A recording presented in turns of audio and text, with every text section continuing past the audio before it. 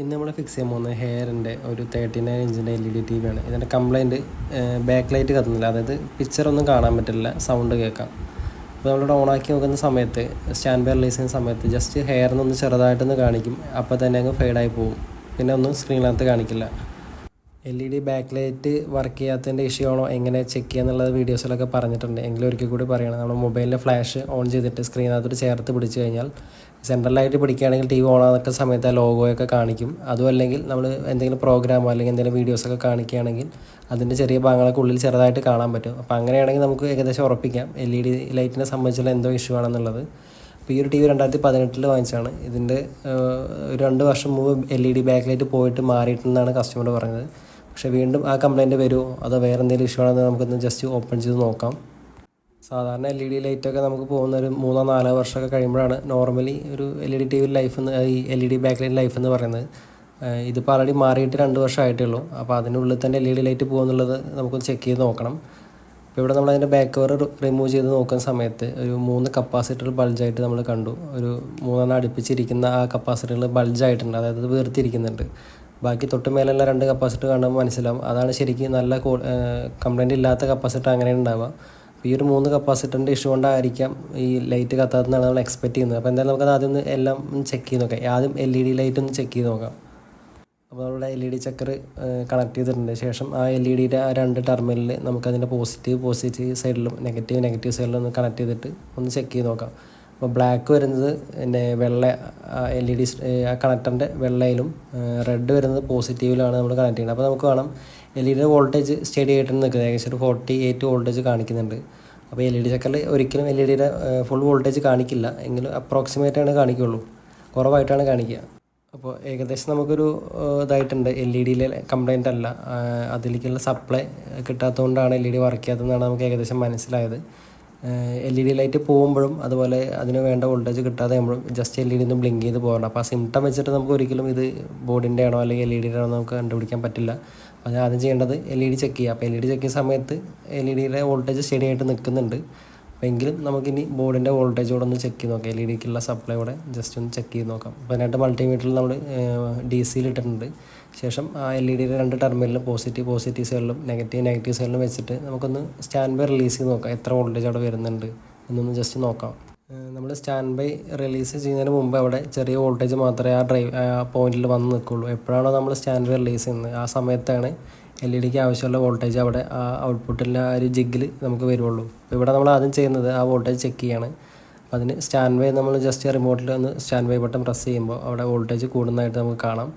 അത് 44 വോൾട്ട് വരെയാണ് മാക്സിമം കാണിക്കുന്നുള്ളൂ. അപ്പോൾ നമ്മൾ നേരത്തെ LED ചെക്ക് ചെയ്ത സമയത്ത് അവിടെ കാണിച്ചിരുന്നത് 48 വോൾട്ടാണ്. അതായത് അതിന് വർക്ക് ചെയ്യാൻ വേണ്ട വോൾട്ടേജ് ഏകദേശം 48 കൂടുതലാണ് വേണ്ടതെന്നാണ് നമ്മൾ മനസ്സിലാക്കിയത് LED വർക്ക് ചെയ്യാൻ. പക്ഷേ ബോർഡിനകത്ത് ഔട്ട്പുട്ട് അത്ര വോൾട്ടേജ് ഇല്ല. അപ്പോൾ അത് നമുക്ക് കൺഫേം ആയി, ബോർഡ് തന്നെയാണ് കംപ്ലൈൻറ്റിൽ കൺഫേം ആയി. കാരണം ആൾറെഡി നമ്മൾ കപ്പാസിറ്റർ ബൾജും കണ്ടായിരുന്നു. അപ്പോൾ ആ 3 കപ്പാസിറ്ററുകൾ മാറിക്കഴിഞ്ഞാൽ ഈ പ്രശ്നം സോൾവ് ആവുമെന്നാണ് നമ്മൾ എക്സ്പെക്റ്റ് ചെയ്യുന്നത്. അപ്പോൾ നമുക്ക് എന്തായാലും മാറി നോക്കാം. പിന്നെ ഇത്തരത്തിൽ വീഡിയോ കണ്ടിട്ട് ഈ ഒരു കപ്പാസിറ്ററൊക്കെ മാറി നിൽക്കുന്നവരുടെ ശ്രദ്ധയ്ക്കാണ്. ഇങ്ങനെ നമ്മൾ മാറുന്ന സമയത്ത് ആ മെയിൻ ഫിൽറ്ററിന്, അതായത് പ്രൈമറിയിൽ വരുന്ന കപ്പാസിറ്റർ, വലിയ കപ്പാസിറ്ററിനകത്ത് വോൾട്ടേജ് നിൽക്കുന്നുണ്ടാവും. അപ്പോൾ അങ്ങനെ എല്ലാ സമയത്താണ് നമ്മൾ അതിനകത്ത് ബോർഡിനകത്ത് പിടിക്കുന്നതെങ്കിൽ നല്ല രീതിയിൽ ഷോക്ക് അടിക്കും. അപ്പോൾ കയ്യിലൊക്കെ ബേണൊക്കെ വരാൻ സാധ്യത കൂടുതലാണ്. അപ്പോൾ അതൊക്കെ ഇവിടെ നമ്മൾ ചെയ്യുന്ന സമയത്ത് അത് റിലീസ് ചെയ്തതാണ്, അതായത് ബൾബ് ഉപയോഗിച്ച് അത് ഡിസ്ചാർജ് ചെയ്തതിന് ശേഷമാണ് നമ്മളത് ബോർഡ് ഊരിയെടുക്കുന്നത്. ഇവിടെ 35 വോൾട്ട് 330 MFD വരുന്ന 2 കപ്പാസിറ്ററും 25 വോൾട്ട് 470 MFD വരുന്ന ഒരു കപ്പാസിറ്ററാണ് ബൾജായിട്ടുള്ളത്. ഈ മേലെ കാണുന്ന 2 35 വോൾട്ട് 330 MFDയും താഴെ കാണുന്ന ബ്രൗൺ കപ്പാസിറ്റർ 25 വോൾട്ടും 470 MFDയാണ് വരുന്നത്. അപ്പോൾ ഈ 3 കപ്പാസിറ്ററും നമുക്ക് മാറണം. കപ്പാസിറ്റർ മാറുന്നതിനായിട്ട് ആ ബോർഡിൽ നിന്ന് ആ ബോർഡ് നമുക്ക് റിമൂവ് ചെയ്തെടുക്കണം. അപ്പോൾ അതിന് മുമ്പായിട്ട് നമ്മൾ അതിൻ്റെ LVDS കേബിൾ, അതുപോലെ സ്പീക്കറിൻ്റെ കണക്ഷൻ, സെൻസറിക്കുള്ള കണക്ഷൻ, AC കോഡൊക്കെ ഡിസ്കണക്ട് ചെയ്ത് മാറ്റിയിട്ടുണ്ട്. അതിനുശേഷം ആ സൈഡിൽ വരുന്ന ഒരു കവർ കൂടെ, മെറ്റൽ പീസ് കൂടെ നമ്മൾ റിമൂവ് ചെയ്ത് മാറ്റി. ഇവിടെ നമ്മൾ ആൾറെഡി പറഞ്ഞു ഇത് 2 വർഷം മുമ്പ് LED ലൈറ്റ് മാറിയതാണ്. അപ്പോൾ 2 വർഷം കൊണ്ടൊന്നും ഒരിക്കലും പെട്ടെന്ന് LEDകൾ പോകാറില്ല. ഈ കപ്പാസിറ്റർ ബൾജാണെങ്കിൽ പോലും ഈ പറയുന്ന LED കത്തിക്കോണമെന്നില്ല, LED പോകാനും സാധ്യതയുണ്ട്. പക്ഷേ ഇവിടെ ചെക്ക് ചെയ്യുന്ന സമയത്ത് വോൾട്ടേജ് സ്റ്റഡി ആയിട്ടും കാണിക്കുന്നുണ്ട്. പിന്നെ അതിനകത്ത് ഈ ബോർഡിൻ്റെ ഔട്ട്പുട്ടായിട്ടുള്ള വോൾട്ടേജ് കറക്റ്റായിട്ടല്ല വരുന്നതെന്ന് നമുക്ക് മനസ്സിലായി. ചില TVകളിൽ ഈ കപ്പാസിറ്റർ ബൾജാണെങ്കിൽ പോലും വോൾട്ടേജ് കറക്റ്റ് വരും. പക്ഷേ അത് കുറച്ച് നാളോടെ വർക്ക് ചെയ്ത് കഴിയുമ്പോൾ കംപ്ലീറ്റ്ലി ആ വോൾട്ടേജ് ഡ്രോപ്പായി വന്ന് LED വർക്ക് ചെയ്യാൻ പറ്റാത്ത രീതിയിലാകുമ്പോൾ ബാക്ക് ലൈറ്റ് കത്തില്ല, അങ്ങനെയും വരാം. പക്ഷേ ഇവിടെ കപ്പാസിറ്റർ ബൾജായതുകൊണ്ട് LED ഡ്രൈവ് വർക്ക് ചെയ്യാൻ ആവശ്യമുള്ള വോൾട്ടേജ് കിട്ടാത്തതുകൊണ്ടാണ് ഇവിടെ ലൈറ്റ് ജസ്റ്റ് ഒന്ന് ബ്ലിങ്ക് ചെയ്ത് പോകുന്നത്. അപ്പോൾ കറക്റ്റ് വോൾട്ടേജ് ആ ഡ്രൈവിലേക്ക് എത്തിയാൽ മാത്രമാണ് ഈ LED ഡ്രൈവ് വർക്ക് ചെയ്ത് ആ LED വേണ്ട ആവശ്യമായിട്ടുള്ള വോൾട്ടേജ് സപ്ലൈ ചെയ്യുള്ളൂ. അപ്പോൾ അതില്ലാത്തതുകൊണ്ടാണ് ഇവിടെ LED വർക്ക് ചെയ്യാത്തത്.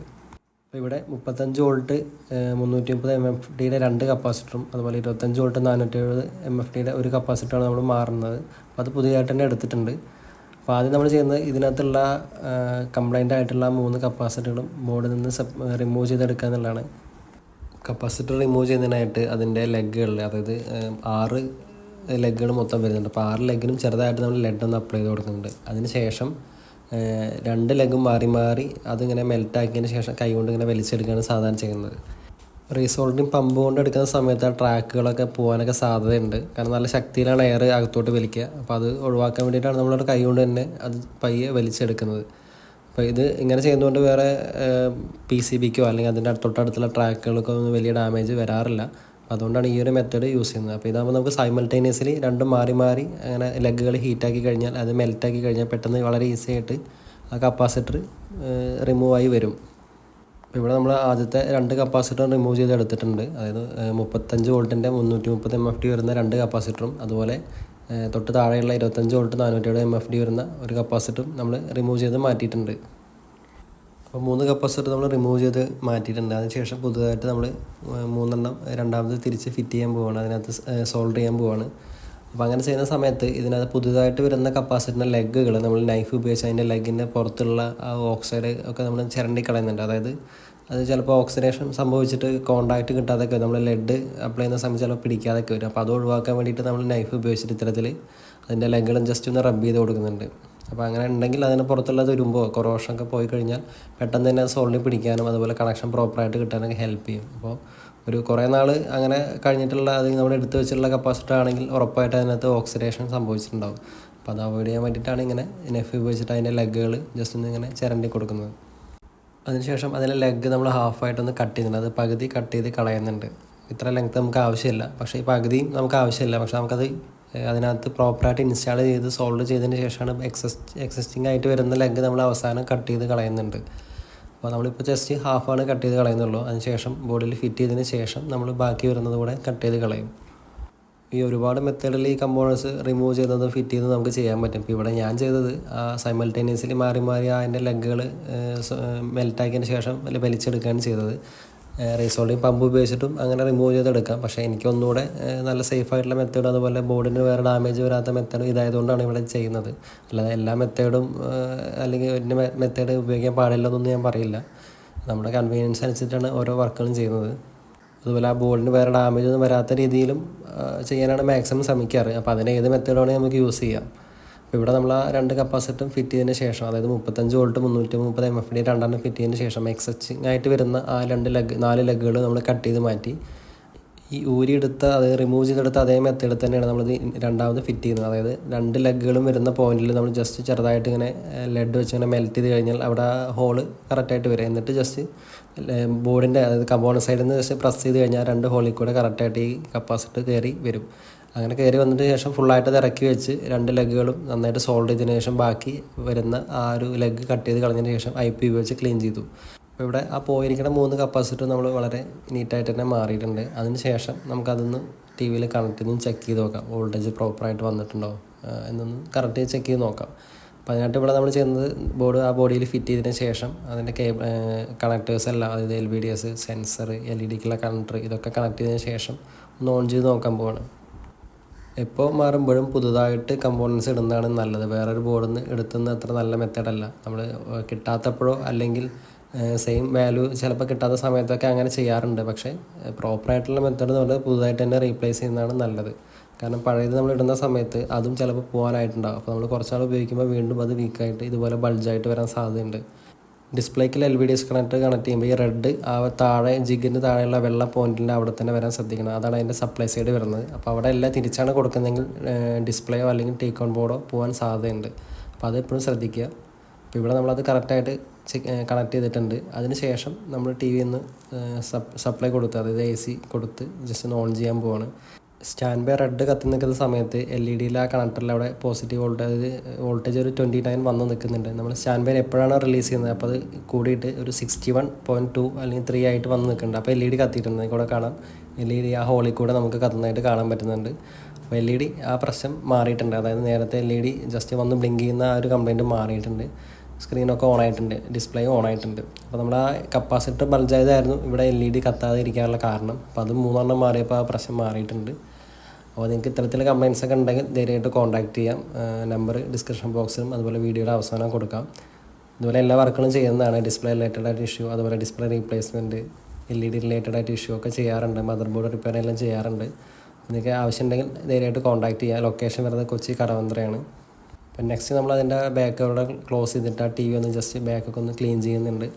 ചില കേസിൽ അല്ലെങ്കിൽ ഈ കപ്പാസിറ്ററുകൾ മാറിയിട്ടാലും LED കത്താറില്ല, LED കൂടെ പോകാറുണ്ട്. അപ്പോൾ LED കൂടെ റീപ്ലേസ് ചെയ്യേണ്ടി വരാറുണ്ട്. പക്ഷേ ഇവിടെ അത് വന്നിട്ടില്ല. ചില കേസിൽ അങ്ങനെ വരാറുണ്ട്. 32 ഇഞ്ചിലും ചിലതിൽ ഇതുപോലെ വരാറുണ്ട്. 50 ഇഞ്ചിലൊക്കെ ചില കേസിൽ ഇത്തരത്തിൽ കപ്പാസിറ്റർ ബൾജായിട്ട് വരാറുണ്ട്. പക്ഷേ ഒരു 90% വരാറുള്ളത് LED ലൈറ്റ് പോയിട്ടാണ് വരാറുള്ളത്. LED ലൈറ്റ് പുതുതായിട്ട് മാറുമ്പോൾ ഇത്തരത്തിൽ കംപ്ലയിൻറ്റ് വരികയാണെങ്കിൽ സാധ്യത കൂടുതലും ഈ കപ്പാസിറ്റർ ബൾജ് ആവാനും സാധ്യത. പക്ഷേ ചിലതിൽ LEDകളും വരാറുണ്ട്. അപ്പോൾ അത്തരത്തിൽ ഈ ഒരു കപ്പാസിറ്ററിൻ്റെ പ്രശ്നമാണെന്നുണ്ടെങ്കിൽ നമുക്കത് മാത്രം മാറിയിട്ടും ഈ പ്രശ്നം പരിഹരിക്കാം.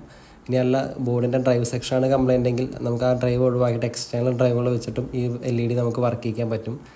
കുറേ ടൈപ്പ് LED ഡ്രൈവുകൾ അവൈലബിൾ ആണ്. നമുക്ക് ഇത്തരത്തിൽ ബോർഡിൻ്റെ റിപ്പയർ ചെയ്യാൻ പറ്റാത്ത സാഹചര്യങ്ങളിൽ അത്തരത്തിലുള്ള ഡ്രൈവ് ഉപയോഗിച്ചിട്ട് LED TVയുടെ ബാക്ക് ലൈറ്റ് വർക്ക് ചെയ്യിക്കാൻ പറ്റും. അത് LCD ആണെങ്കിലും LED ആണെങ്കിലും നമുക്കങ്ങനെ വർക്ക് ചെയ്യിക്കാം എക്സ്റ്റേണൽ ഡ്രൈവുകൾ വെച്ചിട്ട്. അപ്പോൾ അത് അങ്ങനെ വെക്കുന്ന സമയത്ത് എന്തൊക്കെ കാര്യങ്ങൾ ശ്രദ്ധിക്കണം എന്നൊക്കെ നമ്മളൊരു വീഡിയോ ആയിട്ട് ചെയ്യുന്നുണ്ട്. അപ്പോൾ വീഡിയോ നിങ്ങൾക്ക് യൂസ്ഫുള്ളായി തോന്നുകയാണെങ്കിൽ വീഡിയോസ് ലൈക്ക് ചെയ്യാനും അതുപോലെ ചാനൽ സബ്സ്ക്രൈബ് ചെയ്യാനും മറക്കരുത്. അതോടൊപ്പം തന്നെ ആ ബെല്ലൈക്കൺ പ്രസ് ചെയ്യുക. ഇത്തരത്തിലുള്ള യൂസ്ഫുള്ളായിട്ടുള്ള അപ്ഡേറ്റ്സുകൾ കിട്ടാൻ നിങ്ങൾക്കത് ഹെൽപ്പ് ചെയ്യും. അപ്പോൾ എന്തായാലും നമ്മൾ അടുത്തൊരു യൂസ്ഫുൾ വീഡിയോ ആയിട്ട് വീണ്ടും കാണാം.